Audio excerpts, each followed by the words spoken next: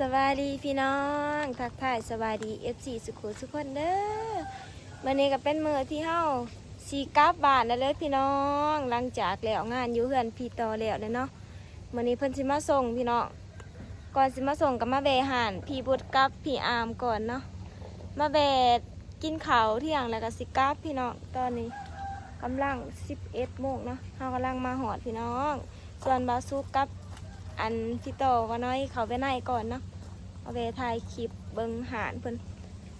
ล้นเลยเนาะเขาเคยมาอยู่เทื่อหนึ่งพี่น้องหานพี่บุตรกับพี่อามเนาะหานซื้อหานกะขั้วทองอินพี่น้องเป็นตะม่วนเลยดิมินิโมมินิใจแบบบรรยากาศจะโคตรดีเลยพี่น้องแล้วสิพามาเบิ้งบรรยากาศอยู่ในหานเนาะเป็นหานแบบหานอาหารพี่น้องที่ทงหน้าแบบเป็นตูบเนาะไม้ไผ่เป็นอันนี้เย็นดีแล้วพี่น้องแล้วได้อยากไปเบิ่งขัวเพิ่นพี่น้อง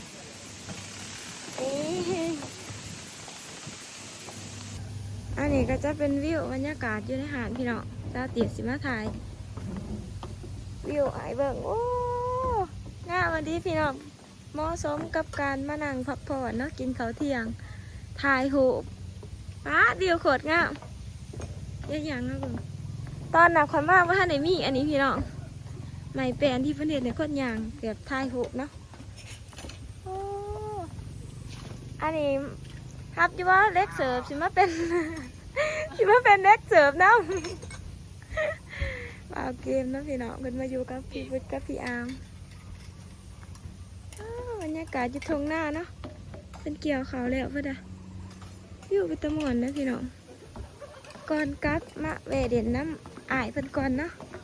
อย่าไปเบิ่งขัวเพิ่นอยู่ไหนมาประมาณ12 13 14 15พี่น้องประมาณ4 มื้อเนาะตับอีดว่าสิกลับมื้ออื่นพอดีมาน้อยกับว่าอยากกลับแบบเฮาก็อยากกลับคือกันเด้อพี่น้องเพราะว่าแล้วเวียกแล้วงานในเฮือนติดต่อแล้วเนาะมาหลายมื้อเลยไปเบิ่งหานเพิ่น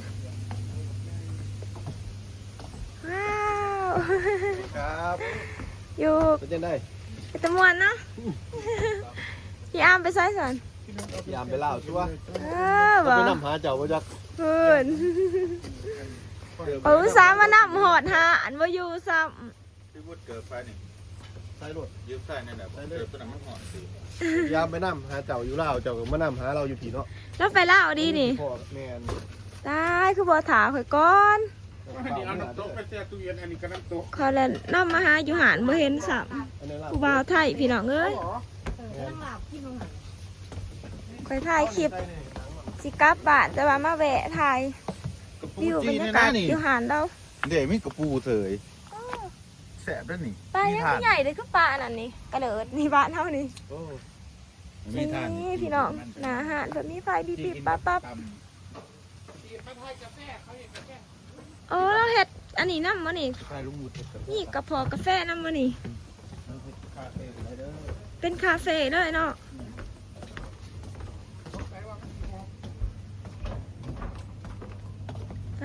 ขาดดีหานดาวแล้วเค้กไข่เค้กน้ำเหรอแบบว่าเค้กน้ำเหรอหานที่ตะมวน มีเบียร์ลาวขายด้วยนะไปรักมาแต่ล่าวะจักนั่นอันนี้เค้กมันเกิดอามนะเนี่ยวันเกิดเพิ่นมึงดีเนาะหานกาแฟน้อยเพิ่นคาดกะดีคาเฟ่หน่อยชัว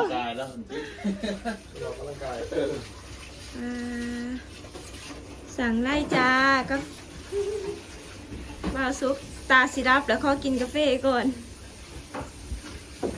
เอาแบล็คโคฟีเป็นตะม่วนนะดิบรรยากาศจะดีร่มบันเนาะเหมาะสมกับการมาดินมาถ่ายรูปซุปมาถ่ายรูปอันนี้เขาเมื่อเลยตะกี้เขามาตอนนั้นนั่งอยู่นี้เนาะกินข้าวมี2 ถ่อมอยู่ในถุงอันนี้เพื่อนพี่น้องเขาแล้วมันบ่ออกแล้วมันกำลังติดต่อออกมันถือไปเลยมันถือไปกว่าทองอิน นี่แล้วเห็ดหวังไทยหูบอยู่นี่ขยางมากอย่าบ่หอดมันแดดได้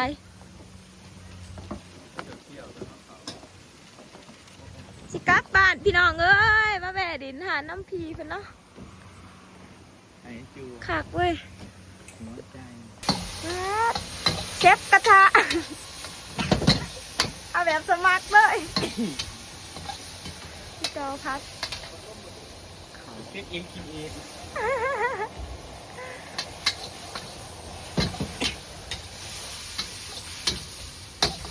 ปั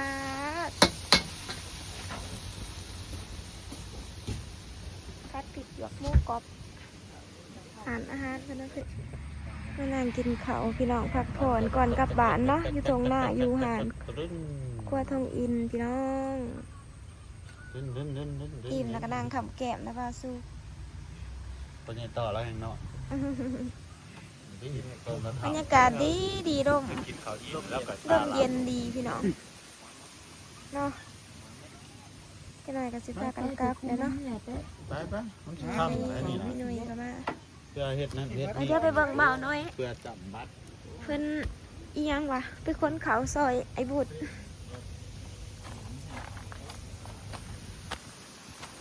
อ้า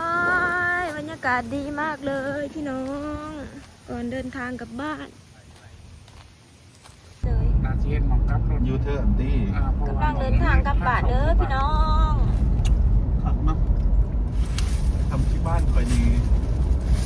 บ้านเฮาดีกันไปสำเร็จ ได้ได้คือสิดี มันคนบหลาย เข้าบ่หาบสู้เข้าบ่หาบ ก็ว่าสีแบบว่าเพื่อสีได้ เป็นสาง เป็น น้ำ อย่า ทาง ง ส ให ร้า ม่ งสรร พี่น้อง ค์อย่างเลยเนาะ ต้องถมดินถมแล้วก็บดอัดอีกเนี่ย ช่องเลย ก็เห็ดขี้ดึกดีเนาะคนต่างประเทศจังเลย พากันกลับแล้วเนอะโอ้ไหลเขียบโมวาสุกของฝา บ้าก นเคยเห็ดบ่ไรบ่อยู่บ้าน ดินเป็นดินอันเนาะ ดึกๆไป เป็นดินแบบดินชาย ทะเลสีเล่ เฮ็ดซีเล่นไป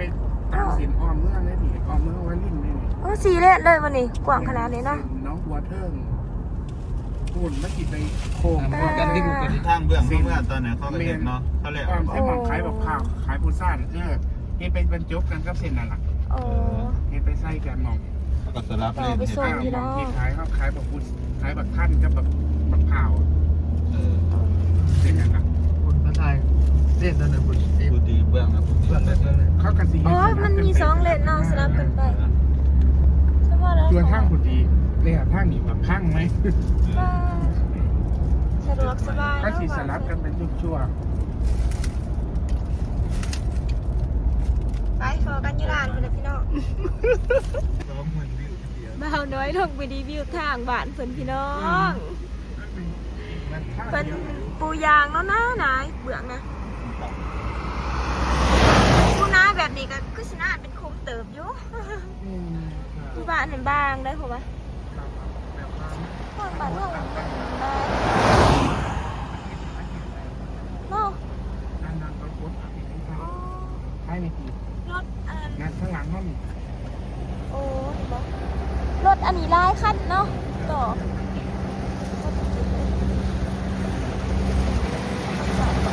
เบียร์มันก็แดดนี่นี่อย่าไปแดดเนาะก่อนกลับแวะเบิ่งข้างเพิ่นพี่น้องโอ้ว่าน้อยไปเหยียบเพิ่นให้เหยียบอยู่บ้านน่ะ โอ้หนุ่มลาวไม่เคยเห็นทางไทยเนาะ สะดวกสบายกว้างนี้ชุดดงเลยอย่าไปเลย หนุ่มลาวไม่เคยเห็นทางไทยงามนะพี่น้องโอ้ที่ต้อง พี่น้องตอนนี้ก็แวะซื้อซาลาเปาโอ้ยอย่าฝากที่อยากลงน้ำอ้าว ซาลาเปาเจ้านี่ต้องมากนะต้องแม่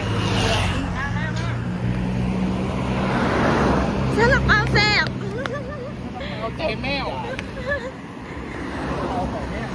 ซาลาเปาใส่แมวขึ้นมาจากสันหันแซ่บพี่น้องเมื่อวานย่ำไรก็ต้องไล่ซาลาเปาเนาะ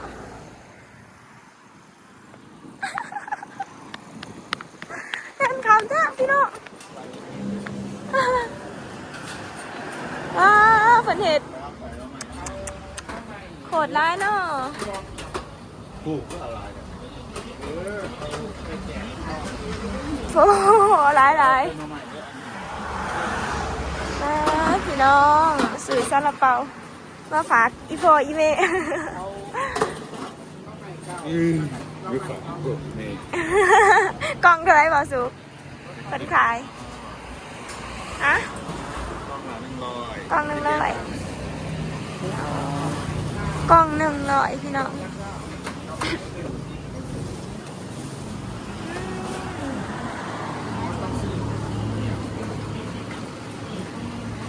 ได้ซาลาเปาก็ดีใจเลยนะทางวันเนาะเอาค่ะอีหยังอ่ะ ขนมจีบเอาไม่ตี บ่เอาหรอกเอาซาลาเปาขอบคุณพี่ต่อหลายๆมาส่งกันซื้อซาลาเปาให้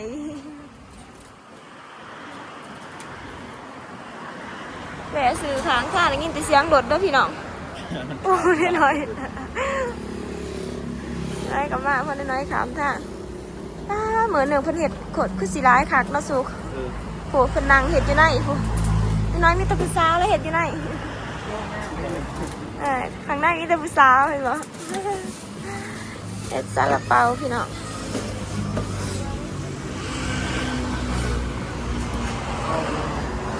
ใจด้วยมั้ย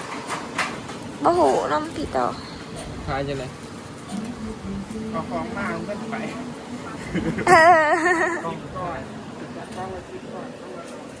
กล่องหนึ่ง10ก่อนกล่องละ100พี่น้อง เอา2กล่อง ทำแล้ว สั่งเฮ็ดให้อีกอ่ะ ต่อแล้วก็ โอ้ยเพิ่นเก็บเป็นกล่อง ใช่รถหมูรถเบ็ดอยู่พอนะมือแล้วซื้อไปฝากนะครับ ไม่กล้าเข้าไหวขนาดนั้น นี่ทันใจขนาดพี่น้องนี่ร้ายใสดีเนาะไหลใสด้วยปะพี่น้องไหลเลยใส่อ๋อไหลเลยพี่น้องกับเจ็บติดต่อหลายๆเลย เดี๋ยวสิ ไม่ต้องเชื่อแม่สื่อนะพี่น้อง เงินได้เท่าไหร่เด้อ ที่มันส่งให้ก็คือเป็น นี่จ้า ไรเดอร์เองเด้อเป็นไรเดอร์ ก็ได้ไปคำนึงก็ส่งไรเดอร์ แล้วทางหนาแล้วทางหลัง เพื่อหอดบ้านคือสีแบบเรียกคือ ครับ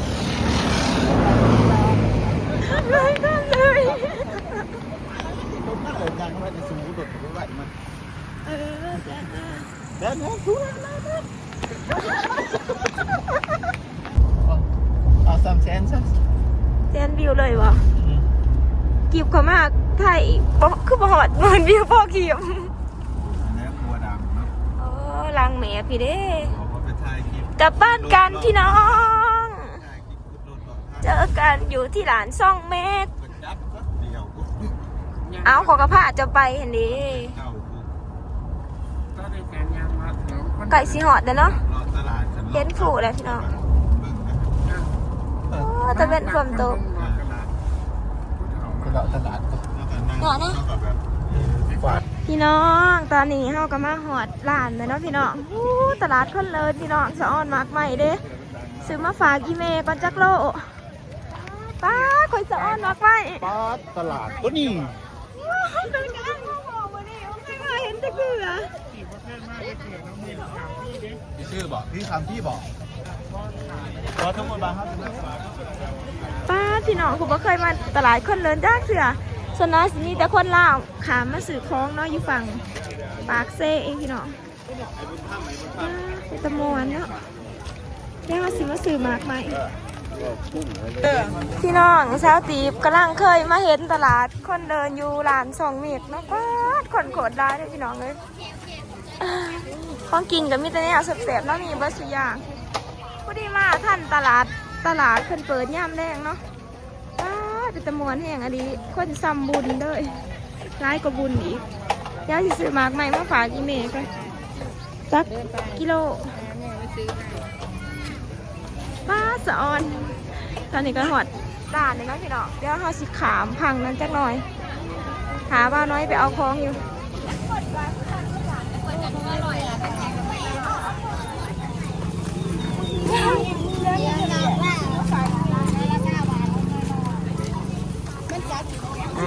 มีเงิน เดี๋ยวเงินเท่านี้จ้า ดีแหละเอา100เอายังแหละแอปเปิล100มาเนี่ย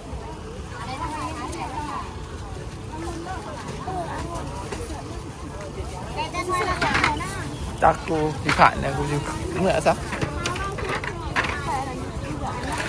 โอ้ ตามแล้วนี่ ขามกันเลยขอบใจที่ต่อหลายๆเลยที่มาส่งมีโอกาสมายามมาอีกมาส่งถึงงานเนาะพี่น้องแมนไปเฮาพากันกลับเองเนาะวันนี้ปากเซ่ ไปมาน้อยไปเด้อคนร้ายพี่น้องเหมือนนี่มืดมืดตลาดไปซุกไปสิมาวันน้ำหัวอยู่นี่ มาถือแล้ววันที่หนึ่งดอกแปะแปะแปะเราเมื่อเราเอียงเมื่อเราเที่ยวบ่ป้าไปจำบัตรออกก่อนนะพี่น้องในที่สุดก็มาหอดบ้านพี่น้องหอดแล้วเจ้าเบาน้อยอยู่ใส่ ที่ไหนจะอยู่รถเขียว มาน้อยเป็นคนย่างขามาก่อนเนาะเพราะว่ามันมีโลพี่น้องเขาจะขาเนาะมันก็เลยขามาอำลังตอนนี้ยานฝนตกยิ้วขำนะ4-5 โมงเลยพี่น้อง5 โมงเลยไปพี่น้องคลิปเฮาสิเดี๋ยวขอจบเลยเด้อฝากพี่น้องเป็นกำลังใจเบิ่งคลิปเบิ่งโฆษณาไอ้เด้อพี่น้อง รถเขียวมัน บ๊ายบาย บอก